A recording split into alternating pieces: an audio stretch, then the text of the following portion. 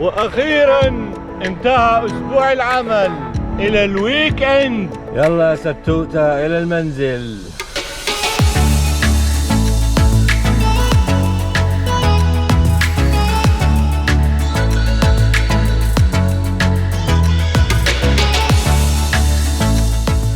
ستوتة عملتها معاي وعايزة تتزود الكاوتش مريح. يا معلم الكاوتش مريح.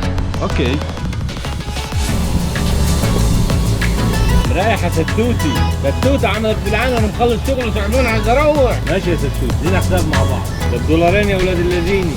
على فكرة في جاز ستيشنات ببلاش وفي بفلوس، بس دي اقرب واحدة عليها عشان كده جيت عليها.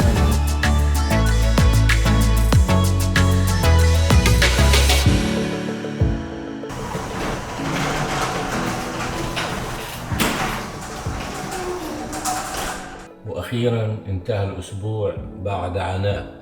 طبعا هي أسابيع كتير نهيناها يعني، بس طبعا الأسبوع ده كان متعب شوي.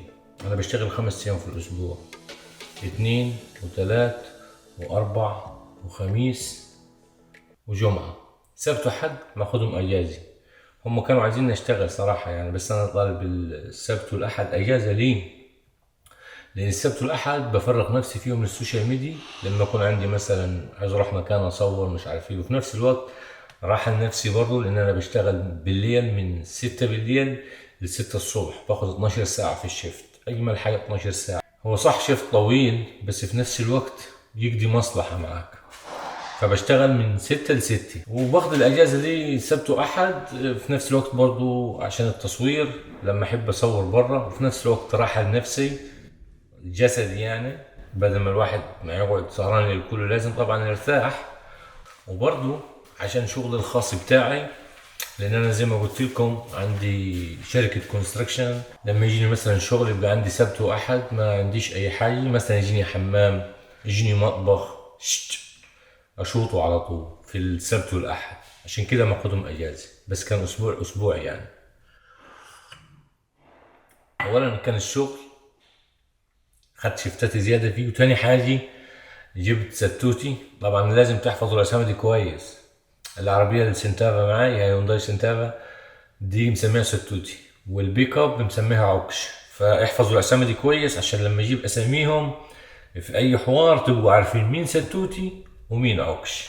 طبعا المفروض الويك اند الواحد يرتاح فيه، بس والله يا جماعة امريكا ما فيها راحة. بس مش مشكلة تتعب بس تلقى، لكن تتعب وما تلقاش دي هي المشكلة صح يعني. لو كان عندي السبت والاحد اجازي، طبعا النهاردة ان شاء الله عايز السبت اغير زيت للعربية، وعايز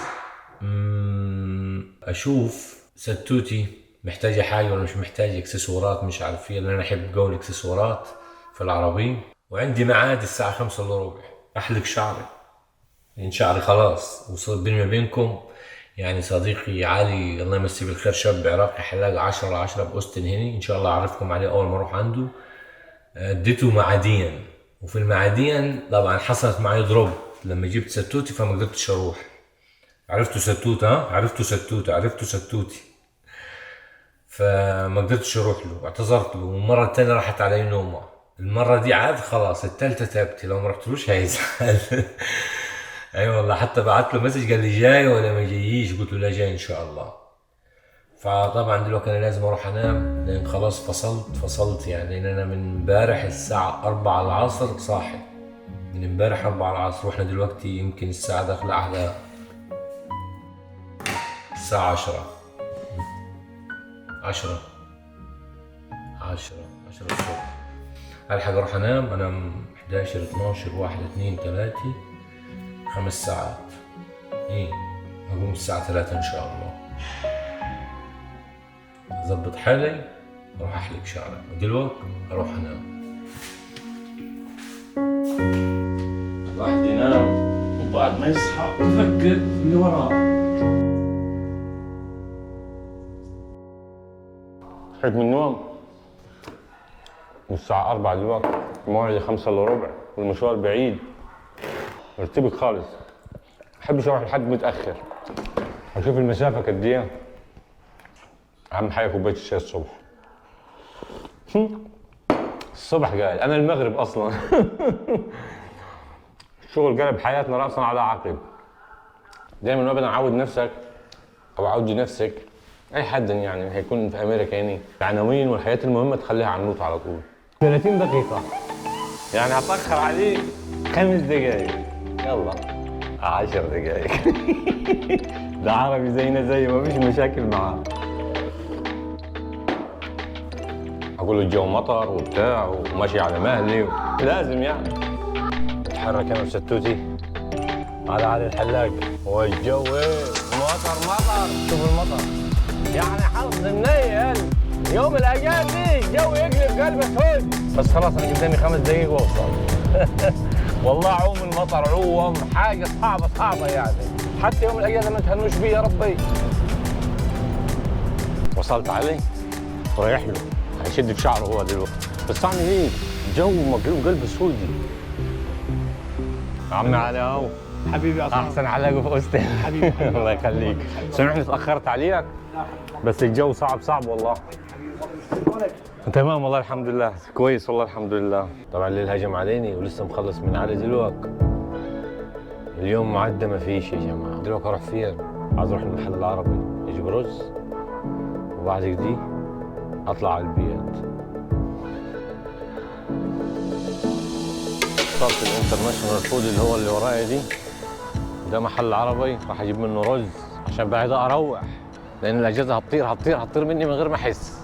طبعا ده محل عربي كبير غير المحل العربي اللي انا بجيله كنت دايما اللي هو الزيتون، ده يختلف عنه خالص، ده حجمه اكبر. جبت الرز ريال اهو. طبعا انا حابب اصور لكم بس في عربي ما يحبوش يطلع في الكاميرات وكده ما يتضايقوا يعني. سالت الكاشير قلت له ممكن برميشن كده لما اجي فيهم كده اصور المحلين، صراحه المحل كبير ويستحق انه احنا نوروا للناس برضه ونفرجوهم على الحاجات العربيه كلها الموجوده فيه. قال لي لا عادي ما فيش مشكله.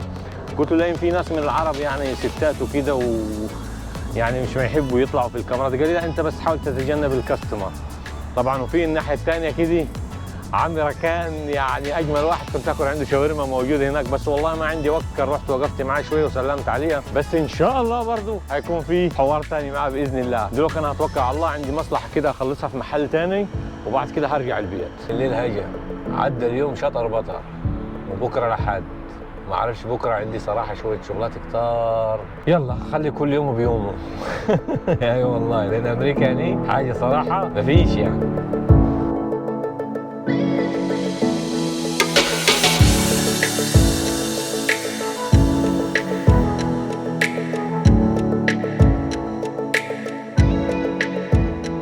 خلصت المصلحة بتاعتي في المحل دلوقتي اتوكل على الله ارجع البيت. يعني خلاص الساعة كام دلوقتي؟ الساعة 7:30 يعتبر بعد المغرب. حطيت الخريطة على الجي بي اس. انا اقدر اروح من غير الجي بي اس، بس الجي بي اس ما يريحك، ما يوفر لك وقت وفي نفس الوقت يوريك الطريق اللي فيها ازدحام وما فيهاش ازدحام كده. يلا بينا.